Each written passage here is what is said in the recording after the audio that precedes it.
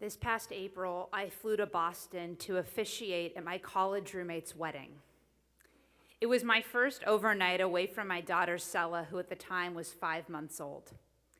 After checking into the Aloft Hotel in Lexington, I promptly slept for 13 hours.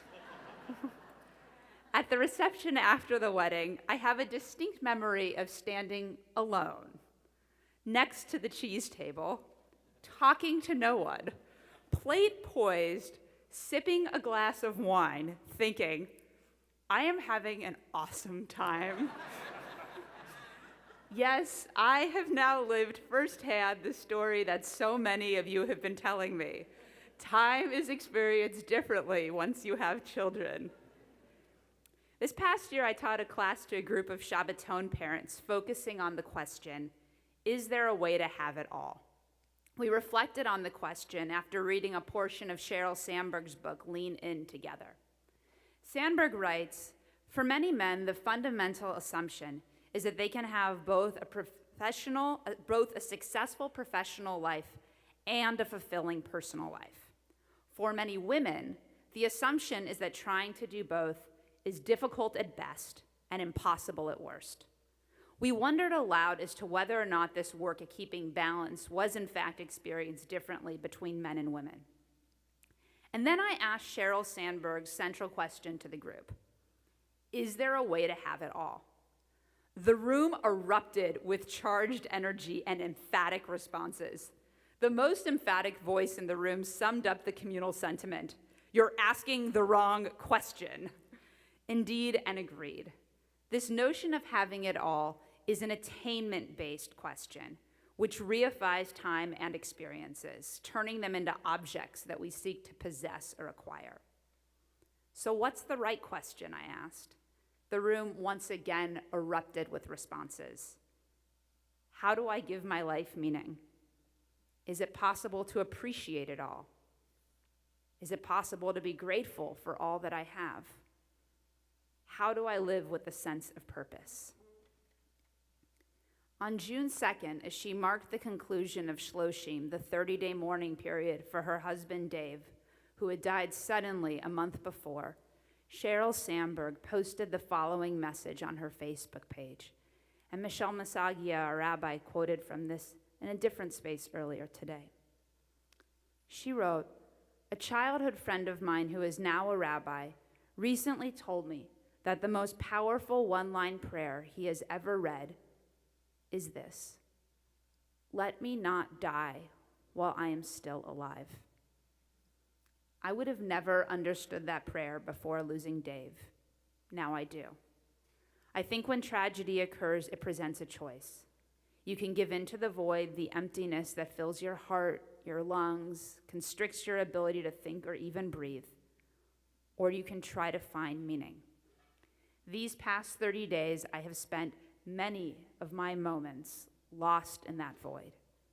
And I know that many future moments will be consumed by the vast emptiness as well.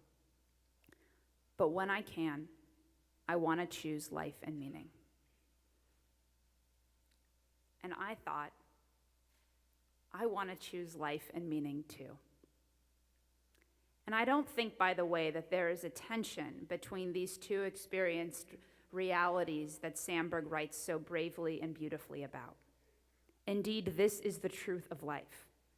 There are moments when we touch deep success and feel invincible.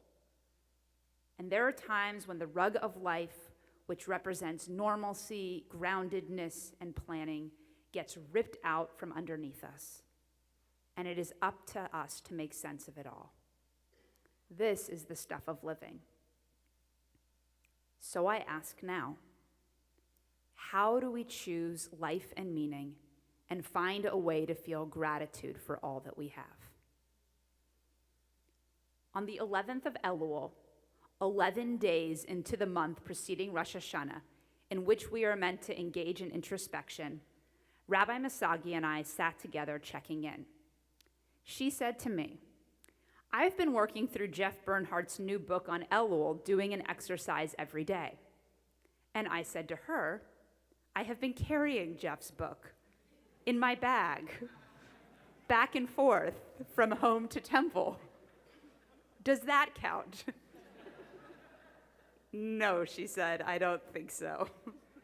Shall I regale you with the legitimate reasons I have for not opening Jeff's book? I'm sorry, Jeff. Shall I tell you about the northeast corner of my house, which crumbled last month as misrouted rain gutter finally exposed itself? Shall I tell you about how I flew to Atlanta, Georgia, and then drove to Athens to participate in our nation's journey for justice? Shall I tell you about how we're overhauling our temple's teen program, and it is so exciting and so time-consuming? Shall I tell you about the baby who spent the first 11 days of Elul cutting a tooth and learning to crawl and having a cold all at the same time? Shall I tell you all of this and then explain why I couldn't just seem to find the time to do tshuva? As we talked, I admitted more to Rabbi Masagia. Rabbi Rosoff had led a reflective activity focusing on tshuva at Shabbat services the Friday night before, and I had struggled to clear the fog in my brain to reflect on even his most basic of instructions. What bad habit do you want to break, he asked. Habit. Habit. I remember thinking in that moment, I couldn't think of a single habit, bad or otherwise, that I had. That is called sleep deprivation and the end of a year of grieving and life. Are you going to tell me that you understand and I shouldn't worry about it and we've all been there? Or maybe this makes me a bad rabbi. I hope not. I know what makes me human. And I think that this past year has allowed me to tap into a struggle that in my conversations with many of you, I think a lot of us share. When life gets busy, messy, challenging, complicated, overwhelming, stressful, or taxing, how do we choose life and meaning and find a way to feel gratitude for all that we have? I have 5 suggestions for how we make that possible. Number 1, I believe in vacation. I believe so deeply in vacation, all sorts of vacations. 15 minutes of meditation or time taken for contemplative silence in an otherwise packed day. A week here or a weekend there. A staycation. A screen-free night without checking email. A meal shared at home after the kids have gone to bed, or a fun day out. Camping or a hike, or a trip to the spa or the beach, an afternoon on a golf course, or a couple days in Santa Barbara or San Diego or the Bay Area. I'm going to keep going. European vacations, exotic travels, Hawaii. Listening to what you want to on a drive across town, letting your mind rest. I believe in vacation because I believe in the cycle of 7 that Torah lays out for us so clearly. 6 days you may work, but on the 7th day you must rest. 6 years you may plow your fields, but on the 7th it must lie fallow. No one, none of us, and certainly not the earth, can be asked to produce and produce and produce without space to regroup. Yes, God's gift to the Jewish people is Shabbat, which holds at its core a celebration of rest and prayer and family and renewal. The first and surest way to live a life marked by purpose and meaning is to carve out time from our daily routines. That is to say, to routinize space for our unstructured time. This is what I was missing in those first few weeks of Elul. Time. Carved out time to stop and reflect and be. To be and not to do. And in its absence, justified or not, I lost hold of my own inner work. It's hard to choose life or feel a sense of meaning or to express gratitude when we're so busy running from place to place and our minds are so busy jumping from thing to thing that we don't stop. Speaking of vacations, Wait, were we speaking of vacations anymore? Never mind, you'll forgive me. Speaking of vacations, my family and I took a magical trip to Paris this summer. We spent 10 days walking around the city, hanging out in parks and reconnecting with one another. As part of our adventures, we checked out an exhibit at the Centre Pompidou called The Measure of a Man, which outlined the incredible career of Le Corbusier, a famous architect, designer, urban planner, writer, and artist. As we walked from room to room, I couldn't believe all that this single individual had accomplished. Somehow, seeing his life accomplishments laid out in chronological order helped the expansiveness of his career to hit home. Cubism, the contemporary city, the open hand, the chaise longue. I started to wonder, how could one single person create this much? This question leads me to the second way I believe we can live fully. Number 2, nurturing relationships. This, I think, is the secret to Le Corbusier. In every room, in every decade, with every project, the museum goer learns about Le Corbusier's collaborations. This was his such a rich and varied life. This is how it was possible, because he worked with, learned from, created with, and was in relationship with others.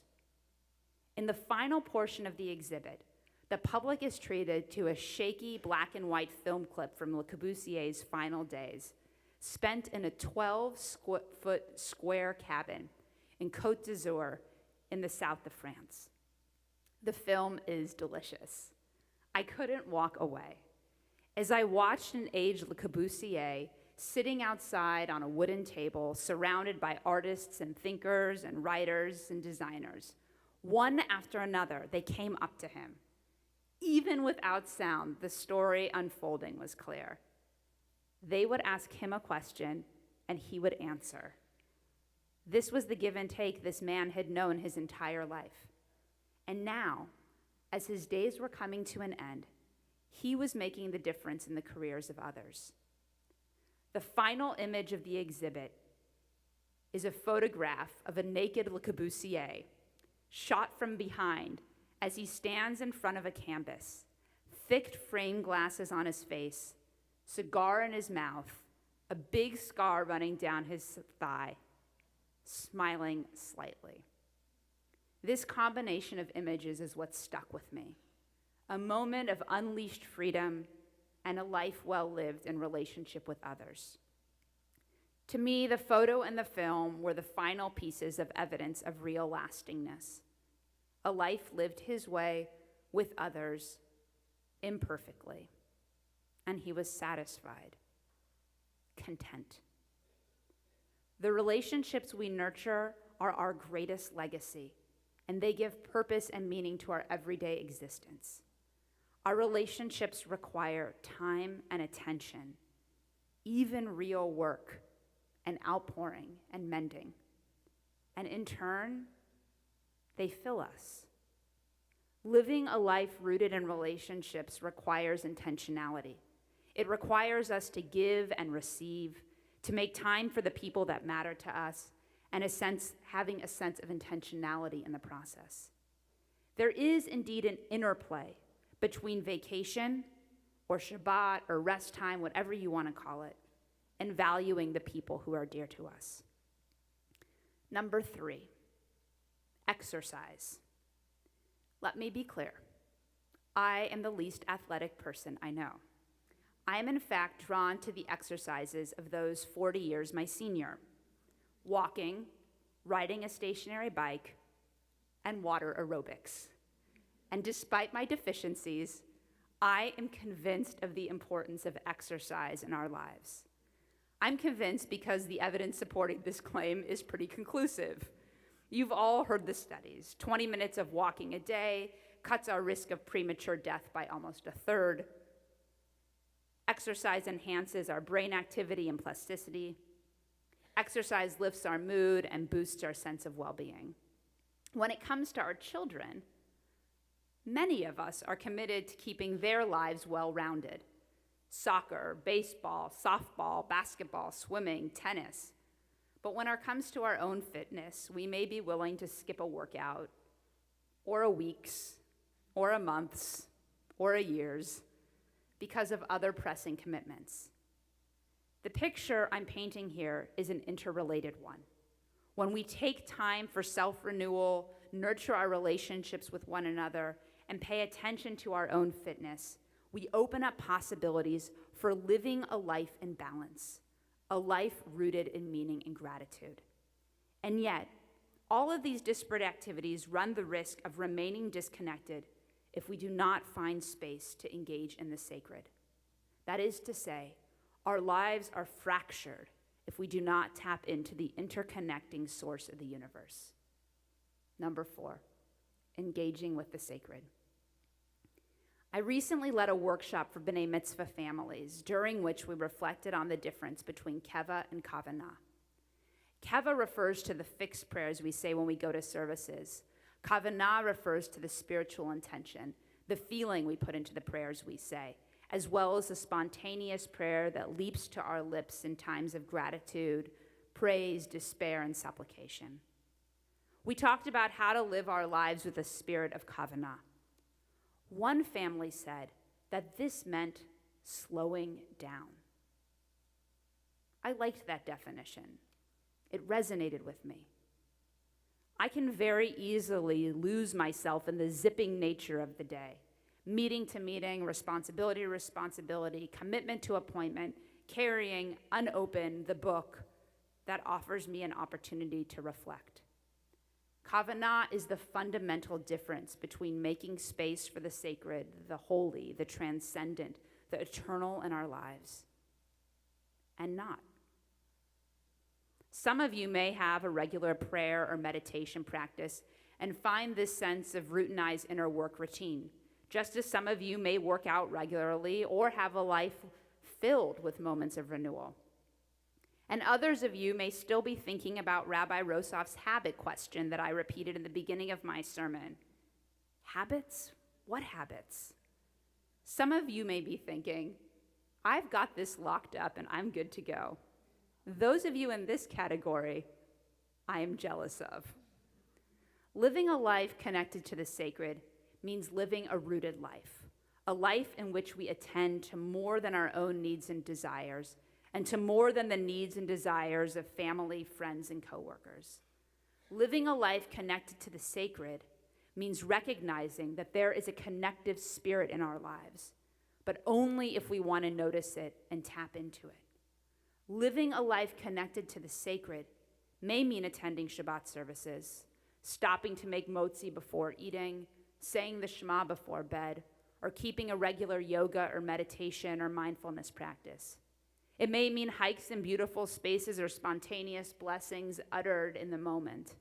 It may mean looking into the eyes of your loved ones or neighbors or the people you see on the street and knowing that they too are created in the image of God. The sacred, like all of us, is experienced in many forms and presents in many forms. You know when you are touching it. And doing so is a vital component to living a life of meaning. And finally, number 5, I believe in justice-committed living. Whether it's volunteer work, political activism, giving tzedakah, or acts of gimilut chasadim, loving kindness, or all of the above, our lives have purpose when we work for the tikkun, the repair of our broken world. So how do we do it then? How do we take time out of our everyday routines, build healthy relationships, exercise, engage with the sacred, and commit ourselves to justice work? How do we do it all? My answer is simple. Imperfectly. We do it imperfectly. Last month, as I watched Elul's moon rise big and full, I knew that I had not yet really begun engaging in any meaningful work. I also knew that the month set aside for tshuva, for returning to the selves we want to be, was already half over. And then I had a breakthrough. The month may have been half over, But it also meant that I had half a month still yet to work. And so I did. I started carving out time to think about the person I wanted to be in 57, 76, to take concrete actions to come closer to that self, and to tend to my relationships that needed tending to. In short, I just did it. Here's what I've learned about the reasons that we have for being too busy to take the steps we need to choose life and meaning. They are all really good reasons. They are very convincing reasons, especially to ourselves. Actually, if given the opportunity to judge whether or not these excuses were worthwhile, my sense is that we would all find plenty of justifications not to engage in this work. I also think we would really easily let our neighbor off the hook. This is what it means to be a new parent, a breadwinner, a caretaker, an aging adult. You don't have space for this. I completely get it. Here's the thing. Letting ourselves off the hook only hurts us. And so I deliver this message to you, not 2 weeks into Elul, or even on Rosh Hashanah. It is not Kol Nidre. Yes, we are already approaching the final hours of our fast. Here is my plea to us. Please don't see these moments in that way. Look instead ahead. You still have hours to think about this process in earnest. We're only 10 days into the year. We're not even done with this Shabbaton.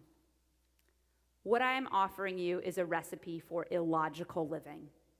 Yes, I do realize the ridiculousness of what I just said. You don't have time in life to engage in deeper work?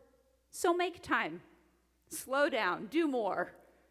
As counterintuitive as it seems, after 6 years of being in community with all of you, I have learned this from you. The secret to living a life of purpose is gently and lovingly keeping ourselves in balance. I know, it's naive to think that we can all just take a 13-hour nap or a grand vacation or a workout every day. These are total luxuries, privileges. And yet, I'm reminded of a lesson my wife Rook, a political sociologist and former professional athlete, taught me. She taught me that in serious athletic training, athletes engage in what is called progressive overload. Every time they train, they do a little more and a little more until finally it's too much. Progressive overload. In this model of training, failure is built in. The overload will come. This is a given. And then the athlete rests and starts again. The same is true of life. This is my invitation to all of us in these final hours. Reach. Reach just a bit further. Reach. Reach just a bit deeper. Reach. Reach out toward your neighbor. Reach. Reach into yourself. Reach.